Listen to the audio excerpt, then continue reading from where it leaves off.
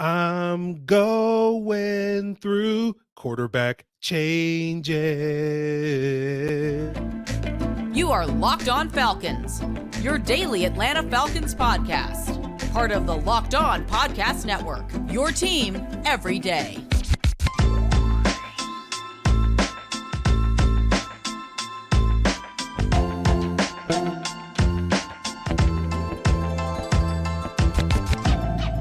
Welcome back, everyone, to another illustrious episode of the Locked On Falcons podcast, your daily Atlanta Falcons podcast, part of Locked On Sports Atlanta, your team every day.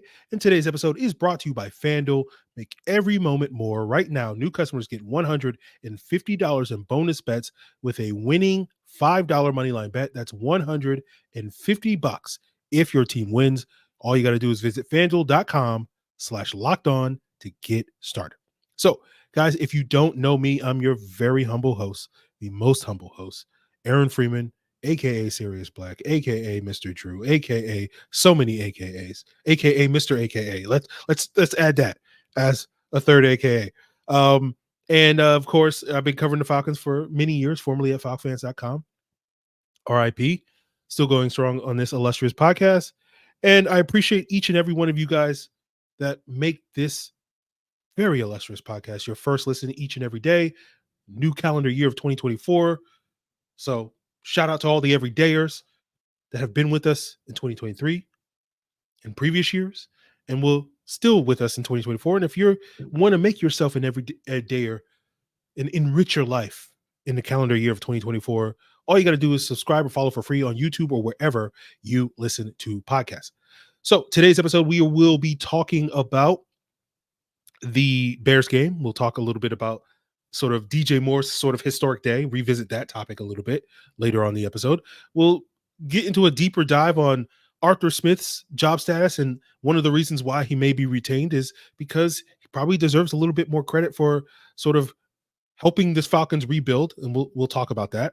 But we'll start off with the news of the day, which is we don't know who the Falcons quarterback is going to be on Sunday, which again is nothing new at this point this season, right? And that's because, we don't know what Taylor Heinicke's ankle is going to look like by the end of this week, right? And that's going to determine who's going to start. And basically, if Heinicke, the interpretation is if Heinicke is healthy, he'll start. If not, it'll be Ridder. And Arthur Smith indicated on his Monday presser that they'll prepare both of these guys to get ready to play on Sunday. Last week, we saw Heinicke limited in practice leading up to the Bears game with that ankle injury on Wednesday and Thursday. Then he was a full participant on Friday. And so we'll be looking to see if that pattern repeats itself, right? He'll probably be limited early in the week. If he's a full go on Friday, that will probably be the determining factor on whether he starts on Sunday against the Saints or not. Now, Heinicke, for those of you that don't know, re-aggravated that ankle injury at the end of the Bears game. He got his foot stepped on. And that was the reason why Arthur Smith said that Desmond Ridder came back into the game for that final drive or two, rather than Heinicke's 3 interceptions. Take with it, it's a similar conversation that we were having in week 8. Why was Desmond Ridder bench? Oh, well, because he was in the concussion protocol, and then he cleared the protocol. Well, Heinicke stayed in the, that sort of thing. So same sort of nebulous decision, but Arthur Smith has been clear being conservative with some of those injuries at the quarterback position. Now, who should start for the Falcons in week 8? Who do we want to start is the question you're asking. Now, that's clearly someone who has not listened to this podcast over the last 2 months, because if you've been listening to this podcast for the last 2 months, you know my answer to that question. Now, if you haven't listened to the podcast over the last 2 months, welcome. Hope you become an everydayer in 2024. But, basically my take is we've gotten about 12 games of Desmond Ridder's performance and 4 games of Taylor Heinicke's performance. And the Desmond Ridder body of work, to me, watching the film each and every week, as I have done for the last 12 years, I think this is the year 12 of that, the Desmond Ridder body of work is superior to Taylor Heinicke. But, of course, that ship has sailed, and it'll be Taylor Heinicke if he's ready to go. So, I feel like where the Falcons are on the field kind of determines who is the better option at quarterback, right? Inside your own 10, you want Taylor Heinicke out there because you don't want Desmond Ridder to take a safety, right? And then from your 10 to your opposing 30, you probably want Ridder because he's going to be better at operating your offense and moving the chains. And then roughly around the 30 to the opposing 15, your opposing 30 to opposing 15 is where you now have an opportunity to maybe take a shot at the end zone. And that's where you kind of put Heinicke back in the lineup. And because he's a little bit more aggressive taking those shots.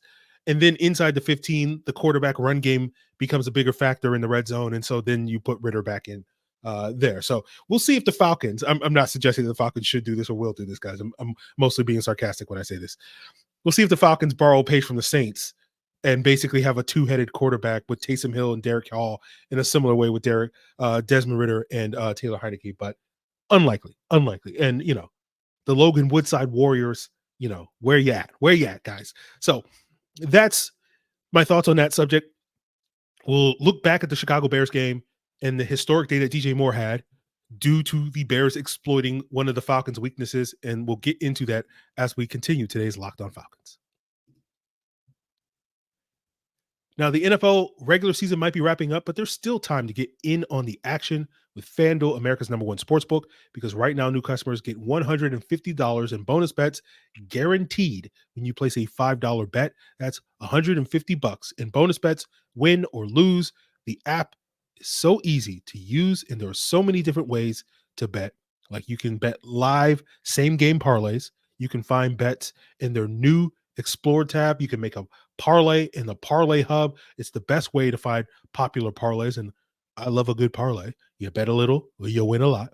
And there's so many other ways that you can make some money on FanDuel. All you got to do is visit FanDuel.com/lockedon. Make your first bet a layup. FanDuel is an official partner of the NFL. So continuing today's episode, guys, I want to plug the Locked On Sports Today 24/7 streaming channel, the first of its kind. Get all the local experts as well as the national experts on the various leagues and podcasts here on the Locked On Podcast Network, your team every day. Check out Locked On Sports Today's 24/7 streaming channel. Check out Locked On Sports Atlanta's 24/7 streaming channel for more of that local flavor. So I rewatched the Bears game today. I didn't watch the last 4 minutes of the game. Who cares? Game was over at that point. And again, the story of this game to me was the Bears really exploiting that one flaw in the Falcons defense via DJ Moore, right? The Bears were like, we got one weapon and we are going to implement our entire game plan around maximizing that one weapon. And they were extremely successful in doing that. I looked up the stats on PFF today. The Bears put DJ Moore in the slot on 38% of his snaps. That was matched his season high of the season this year in terms of slot snaps. And there have been a handful of games where they've put him in the slot at over 25% of the snaps. But this week, compared to those games, he was so dominant from a production standpoint that according to Pro Football Focus, his yards per route run just on his slot snaps was 8.21. And I was trying to look on the website to see if where that ranks historically, because I got to imagine that's a historic number in terms of yards per route run. That's a number I have not seen very often. And I looked it up and I saw that Moore going into Sunday in yards per route run just on slot snaps was 11th in the NFL and then jumped to third just based off of where he was. And the two receivers that are still ahead of him are Brandon Ayuk and Tyreek Hill. And so I had to look up, okay, what have these guys been doing in the slot this year? And neither one of them, they've had good games in the slot, very productive games in the slot, but nothing to the level of DJ Moore. The closest being was Tyreek Hill's 104-yard game from the 404 yards that he had from the slot, and the 7.4 yards per route run that he had from the slot in week 1 against the Chargers. And so I mentioned on yesterday's Rapid Reaction that on the postcast I did on Locked On Sports Atlanta that DJ Moore had a Tyreek Hill-like performance, and that turned out to not be an exaggeration. It was even better than what Tyreek Hill. And Tyreek Hill is basically going to, according to FanDuel, is going to probably be the runner-up in offensive player of the year behind Christian McCaffrey. Go check it out at FanDuel, right? /Locked On. But, the thing was, it wasn't even if it was like, oh, they were attacking my cues based off of rewatching the game. We'll see what the All-22 says, but it didn't look like that. It looked like a lot of that came getting him matched up against safeties, right? And then the Falcons realized, okay, that's not working. And so they made an early adjustment to try to get AJ Terrell on him to shadow him more. And that didn't really work because AJ's not a great slot corner, right? He's fine, right? But like that's not where he's going to thrive. And basically the Bears did the thing that Mike McDaniel and Kyle Shanahan have been infamous, depending on the US, or famous for, which is finding the flaw in your defense and going, we're going to exploit him, right? And I think what happens amongst a lot of fans is I think a common misconception that that's a pretty common practice in the NFL, that most teams do that. And I don't think most teams do that, right? And that was kind of what I was kind of getting at, that sort of idea last week on a Q&A when a listener asked me if I thought Ryan Nielsen was head coaching material, and I said like, yeah, because Nielsen is more of like, we're going to do what we do rather than focus on what you do, right? And that's not quite the same with defenses versus offenses, because defenses can't really dictate matchups like that. So it's not quite the same thing, but it's that idea of like, an offensive coach being like, we're going to see what you do and we're going to exploit it, right? And I'm sure plenty of people have been wondering, like, why can't the Falcons do this with any of the weapons that they have on a semi-consistent basis? And I say, why is the sky blue, right? Why is water wet? Why is Salma Hayek so beautiful at the age of 57 as she is? It's just, some things are what they are, and there's no explanation for it. But I'll wrap here saying this, I can't help but think if the Falcons had played Dee Alford in the slot, that this wouldn't have been nearly as big an issue. It wasn't to say that he would have shut down DJ Moore. No, he probably wouldn't, because we did see some Dee Alford in this game. I think DJ Moore got him too. But, it leads to a question that I think we answered last week on a Q&A as well, which is, why isn't Dee Alford playing on defense anymore? And he did get some snaps in this Bears game, but I think my answer to that question then, and I still believe this, is because the Falcons treat the punt returner like a starter, right? That they don't believe in whoever's the punt returner is going to do double duty, because that's going to lead to fatigue and him lacking on one of those areas. So, they kind of treat the two return specialists, the kickoff and punt returner, as like the 26 and 27 starters, right? The 22 starters on offensive defense, and then 23, 24, and 25 are the kicker, punter, and long snapper. And basically, if you start at any of those 27 spots, they don't want you to start at any of the other spots. You're not going to pull double duty at those positions, right? So much for positionless, right? No, anyway. So I'll be curious to see if the Falcons make any adjustments to their secondary this week. Do they still go with Mike Hughes in the nickel? Do they still go with Clark Phillips on the outside? Speaking of the outside, I'm sure some of you are like, what's up with Jeff Okudah? And I don't generally agree with the decision to bench Jeff Okudah in favor of Clark Phillips as the outside corner, but I think it's at least defensible this week, because your game plan likely involved more zone coverage in order to keep eyes on Justin Fields and contain his running ability, which the Falcons didn't do a great job at, but were okay at, relatively speaking. We've seen them do worse, right? Is what I'll say. And because Okudah has given up a bunch of explosive plays in zone coverage this year, that may have led to the Falcons preferring Clark Phillips in this game, but they've obviously preferred him the last couple of games. So we'll see again if they switch things up against the Saints, although Okudah really struggled against Chris Olave last time we played the Saints. And then you wonder, okay, well, maybe since Michael Thomas isn't, unless I'm miss some news, Michael Thomas is out, right, for the season, and he's not coming back this week. But maybe you put AJ Terrell and Chris Olave, and then Jeff Okudah on whoever else, Keith Kirkwood. I don't know. It's basically Chris Olave or nothing with Saints offense. So hopefully the Falcons will maybe address this. So we'll see how that goes. But we'll continue talking about the Bears game on tomorrow's episode, what revelations we get from the All-22. But today we'll finish talking about whether or not Arthur Smith deserves more credit for rebuilding the Falcons in a favorable situation that will potentially factor in why he may stick in Atlanta in 2024. And we'll break that down to wrap up today's Locked On Falcons. Prize Picks is the most exciting way to play daily fantasy sports. And now the basketball season is here.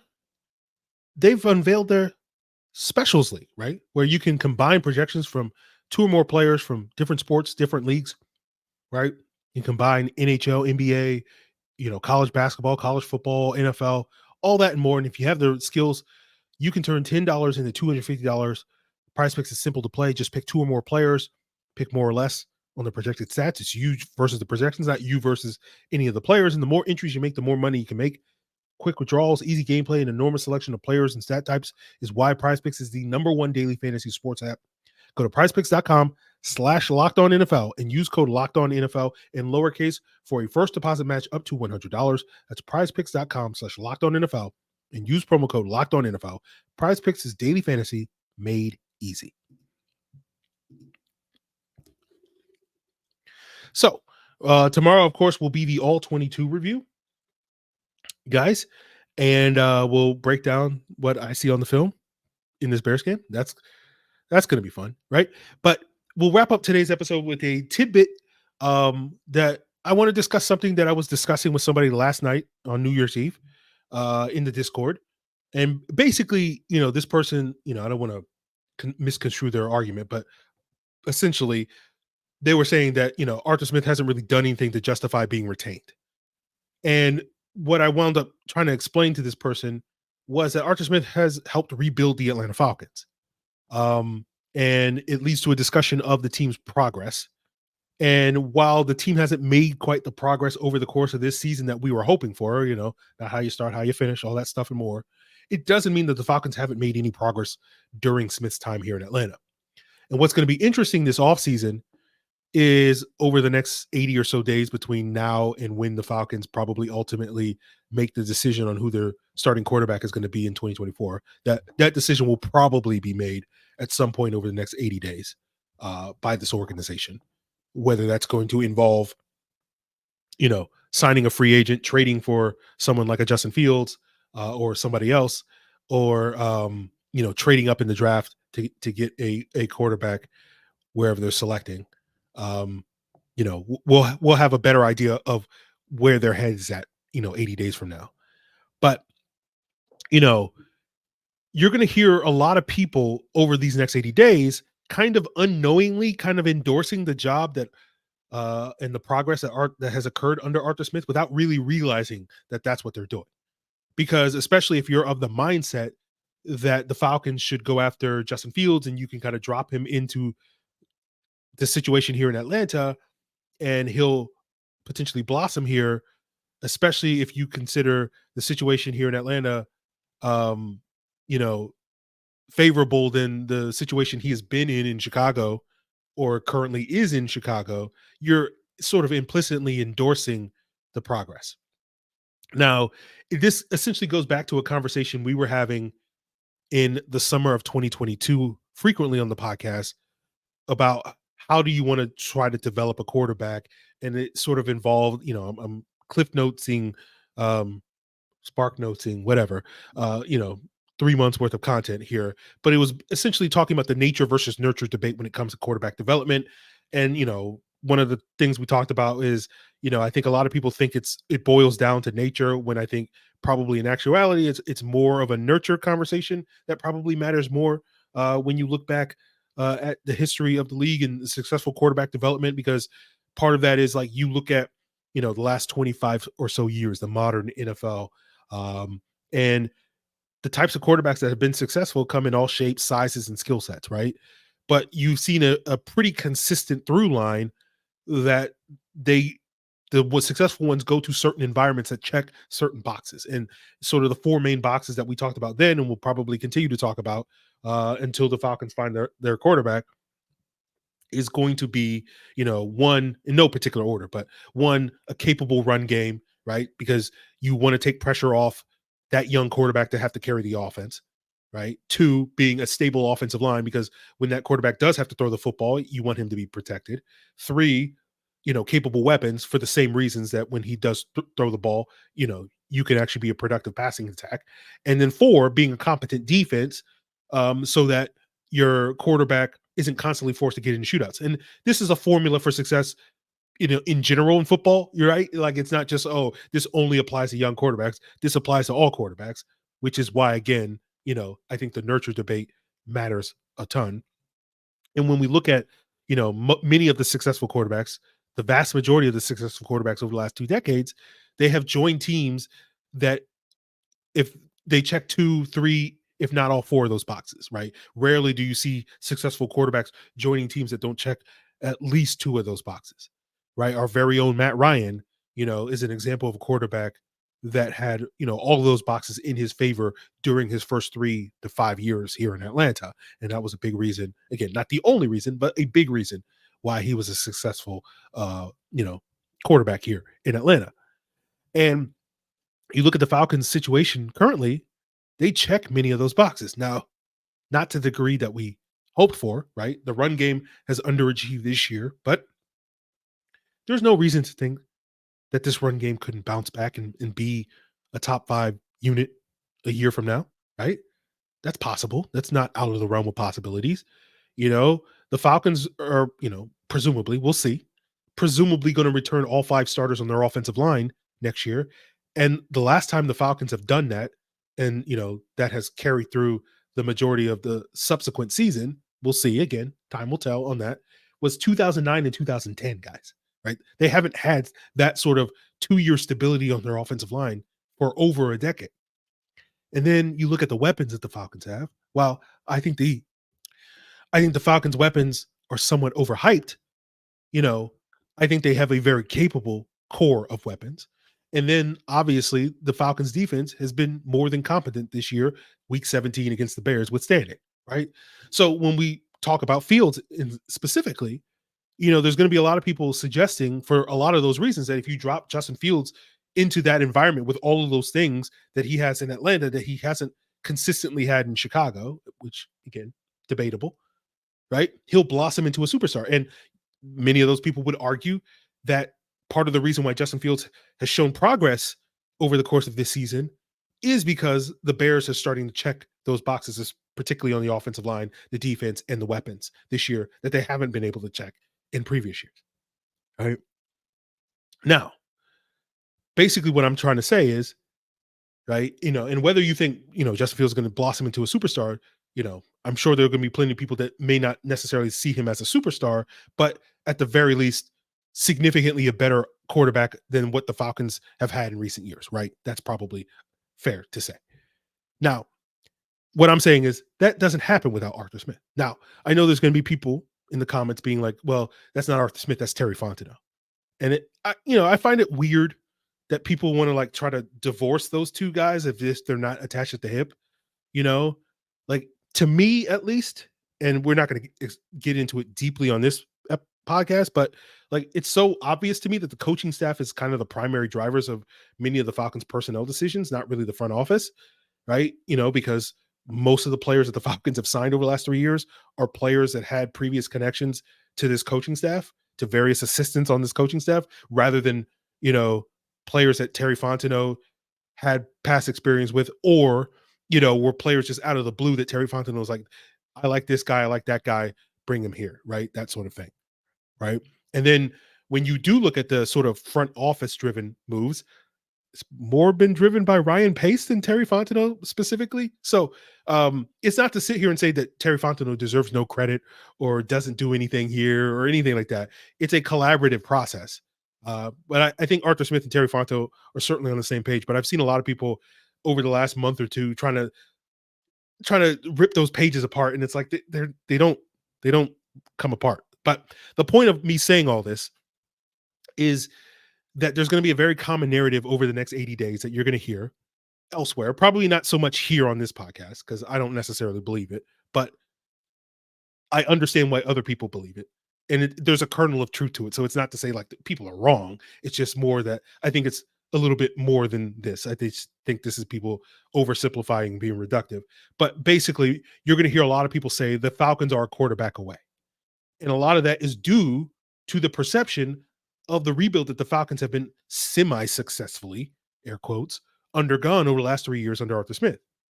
And while that didn't work, those favorable environmental conditions didn't work in Ridder's favor, right? Theoretically, it could work with a better quarterback. That's going to fuel people's pushing for the Falcons to get Justin Fields, as well as potential other quarterback options this offseason. So, in a world, we'll see if we're living in that world, where the Falcons do decide to retain Arthur Smith after the season, it'll be under that idea that he hasn't really gotten the opportunity to land that quarterback, right?